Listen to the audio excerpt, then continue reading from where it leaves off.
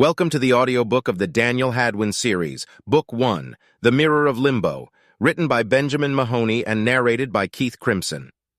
This exciting adventure follows the journey of young mage Daniel Hadwyn as he navigates a world filled with magic, danger, and dark secrets. To ensure the best listening experience, this audiobook has been divided into 20 parts, with each part being released weekly. So get ready to immerse yourself in this captivating story of friendship, betrayal, and the fight between good and evil. But before we begin, please be advised that this audiobook is protected by copyright laws. Any unauthorized reproduction, distribution, or exhibition of this audiobook or any part thereof is strictly prohibited and may result in legal action. Thank you for choosing this audiobook, and we hope you enjoy listening to the Daniel Hadwyn Series, Book 1, The Mirror of Limbo. Daniel Hadwyn and the Mirror of Limbo, Part 1. Chapter 1. The mini-Tibetan bells chimed mellifluously when the door to the store opened. Casimir, good to see you. "Hello, Ariel," said the smiling, demure woman in reply. "Business must have been a lot better on your imaginary." Ariel paused and reflected before she continued. The right word is virtual, yes. Your virtual store. It's been slow over here." Hadwyn stepped into the store, trailing behind his mom. He had plump lips, and there were minute stubbles on top of his upper lip's curve, and having his mother's locks, his hair was curly. The boy nodded when his eyes met Ariel's. "I have a client asking for some Asian sculptures. I hope to catalog a few items for her to see," Casimir said, and then added, "May I take photos of some other stock?" "Oh, you silly girl, why do you even ask?" said Ariel, laughing. Casimir and Ariel continued to chat while Hadwyn stood quietly, eyes fixated on a little figurine. That was the first thing that captivated his heart when his mother took him to the Capelli. The little showpiece was laid at an inconspicuous corner of the store.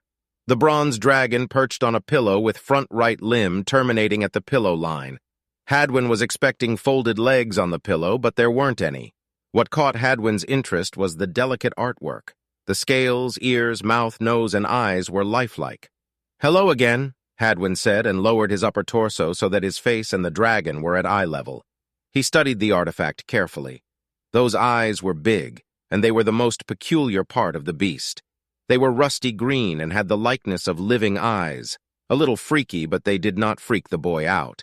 They even appeared as turquoise at times when he looked at them from another angle. Hadwyn smiled, for he thought he saw the dragon smiling at him as though responding to his greeting. "I will ask Mom again if she could take you home one day," thought the boy. "We belong to each other." "What a curious object, is it not?" Hadwyn flinched, for he was not aware that Ariel was standing next to him. His right hand automatically found its way into his pants pocket. Ariel lowered her head and peered into Hadwyn's hazel eyes. She smiled. Hadwyn nodded. He garnered some courage before breaking his silence. I did not see any price tag on this dragon." "Yes, my dear boy." Ariel grinned and patted gently on the boy's head. "There is a reason that you don't see a price tag on it," Ariel said, and she simpered. The woman looked up reflectively, smiling. "It's a priceless artifact we received from a man who had once lived in England." Hadwyn said nothing in reply. "Find the owner," said the old man. "He told my late husband and I, too, made a promise to him not to sell, but to find the rightful master who would, one day, take him home." "But how?" There was glumness in his voice. The sinking feeling in his heart was evident on his face. "Nothing good lands in my hand," he thought. "Well, to confirm your astute observation, that dragon has been waiting in our store for the past 14 years, and yet we have not found his rightful owner." "14 years," echoed the boy. "He said the master would come to lay claim," said Ariel. 14 years is a long time of waiting," Hadwyn said softly, his voice betraying his disappointment. "How would you know if you have not met him?" "Can't tell you. I don't remember things as I used to, you know," said Ariel. "Then you will never find that person. I can't remember exactly, but I kept a note about it somewhere safe." "A note about someone you don't know?" No, Ariel chortled. "It's about the telltale signs of what will happen when the owner is with the dragon." Hadwyn studied the dragon once again, wondering who could the lucky one be. "Please tell me how much." Hadwyn said in earnest, showing his pleading and sad-looking eyes. "Please, I will start saving for it." "Oh, I wish I could, young man. The dragon is priceless." "There is always a price to anything," Hadwyn said as he heard his defeated-sounding words echoed in his head.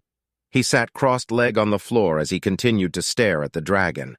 He remembered from his previous visit, the tail of the dragon rested on the left side of its body, but now the tail was on the right. His fingers tingled when he touched the figurine.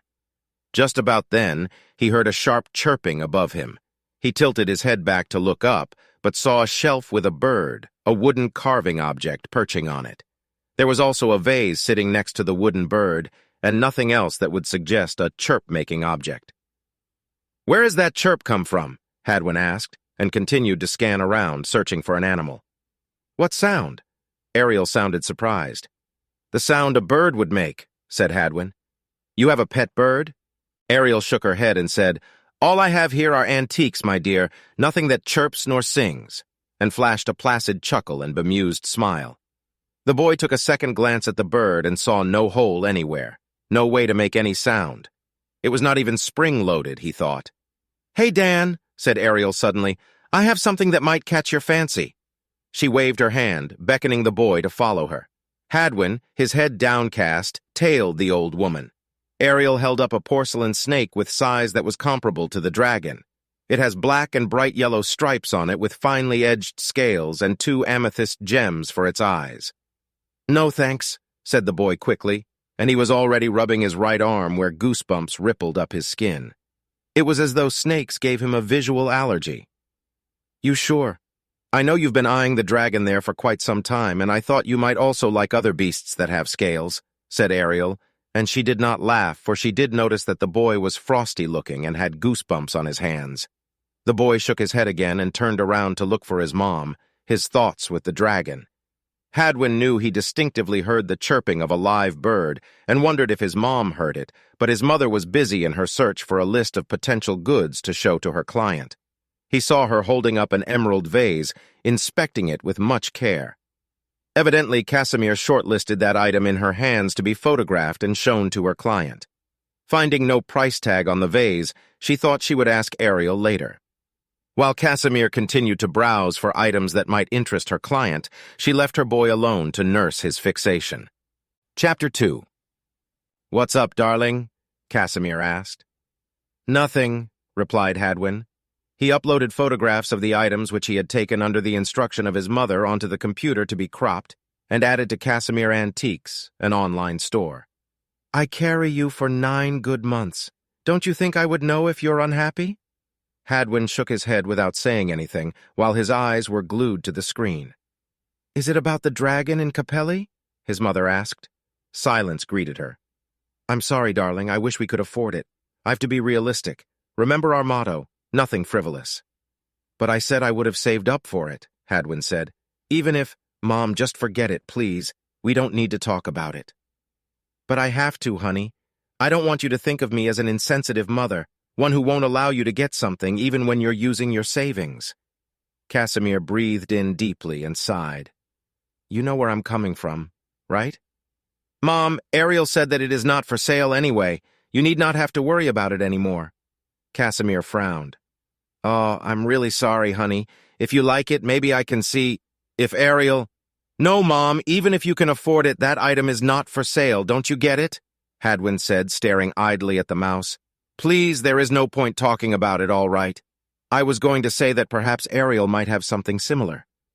Casimir cradled his face in her hand as she looked at Hadwyn and said, "You've been such a sweet boy and have been an understanding child. I just want you to know that even if I cannot afford to get what you want, does not mean I don't feel your pain. I would get you the whole world if I could afford it.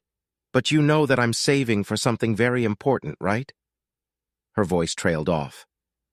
"It's not the real thing," Hadwyn said, and turning his gaze away from his mother with a forlorn look, he added, "Why me?" Hadwyn quickly wiped off the tears from his face. Casimir was at a loss over what to say, but just hugged her son close to her, kissing his head repeatedly. "Shh. Would you—" The boy's breathing was short and rapid. "Would you have terminated the pregnancy if you knew—" About the hand? Casimir gasped, held her son at arm's length and looked at him carefully, her frown deepening, and said, "Why would you even think of such a thing?" I would have considered it. Could have saved you and me a lot of embarrassment and taunting. Oh, goodness, no. You are precious to me regardless. Casimir had comforted her boy many times when he came home crying from school. She thought that the taunting was in the distant past since he started his secondary school. Good God, the taunting hasn't stopped, she said, hugging him tightly. Both then kept an uneasy silence for a brief moment. Hadwyn let out a soft sigh, and looking at the computer screen, he decided to continue with his tasks at hand. He was uploading the photograph of the emerald-looking vase when Casimir said, "Hold it, Dan. Do upload that picture, but don't display it yet on the web. I forgot to ask Ariel the price of the vase."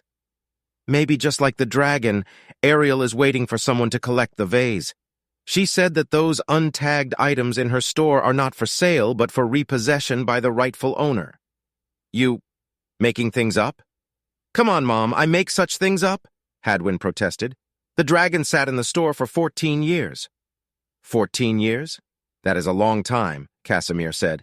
Ariel is getting old and could not remember things that well, said Hadwyn. Do you think if she has full control of her mind? Casimir shrugged, her eyes tracking the ongoing upload on the screen and her son before she said, Don't let the exterior fool you. Ariel most certainly has full control of her finances and accounting where business is concerned, and I'm sure her faculty is as intact as her business acumen.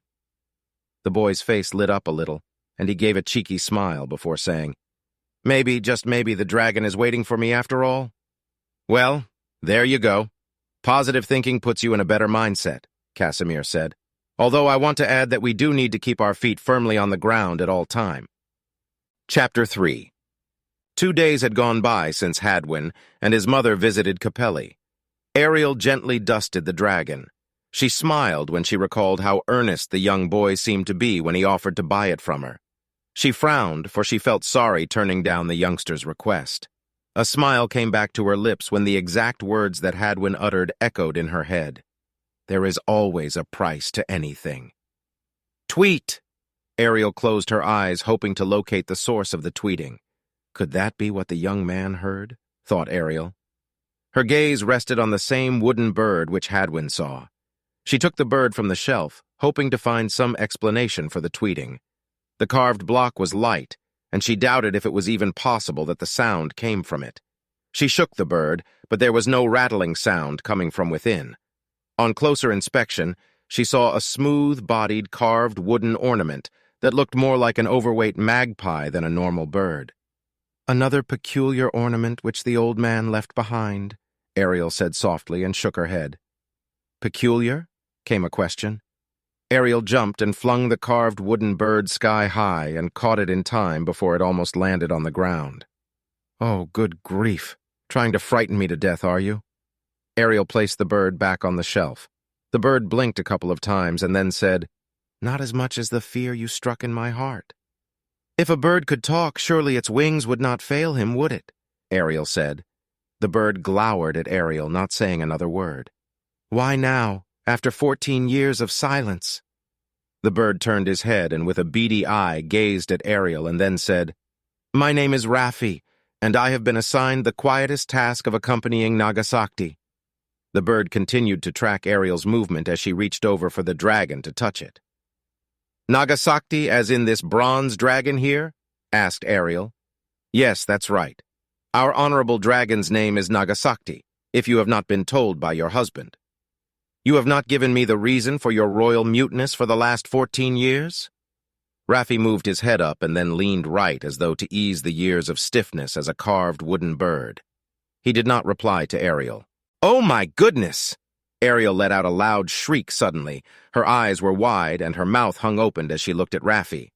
The owner was the young chap and he very much hit the right note when he said something? The bird blinked. And I get it that you are a bird of not many words, are you? The bird blinked again. But why the boy? He is young and I doubt that he knows anything about wielding magic, or does he? Ariel said. I took pride in never prying or even musing on whatever the wise mage did. The reason as to why he has chosen a boy and also a boy who, in a way, seems to be challenged physically, and psychologically is above. Our pay grade, as the contemporary saying goes, Raffi said. He then added, "In fact, I'm just as surprised as you are." He spoke the keywords, and now the motion is set in place that he must receive what the wise and great mage had intended for him. "So, planning for a successor is true?" asked Ariel. "True as it can be." The bird tilted his head to the right, staring at Ariel. "I'm curious. Your husband sacrificed himself, and you too sacrifice a lot just to protect the treasures, and yet have doubt about Merlin having a successor in mind? 14 years is a long time. Much of what I know, I've learned it from Jediah. He was with the old man taking all the necessary instruction, and I'm acting only in obedience to my husband. And what I knew, I'm afraid, is not enough. Sometimes I'm even worried that I might put the whole plan of the mage in jeopardy." "I see what you mean," Raffi said. Up until then, he only moved his neck and head and had never flapped his wings. "There is a reason why he is known as the Wise Mage." With that, Raffi returned to his original inanimate posture, not unlike any other ornament sitting quietly on rows of shelves in Capelli. "Wait, I need to know more," Ariel said with anguish evident in her voice. Raffi remained as still as a carved wooden block, as quiet as a sarcophagus, nothing more than a lifeless object.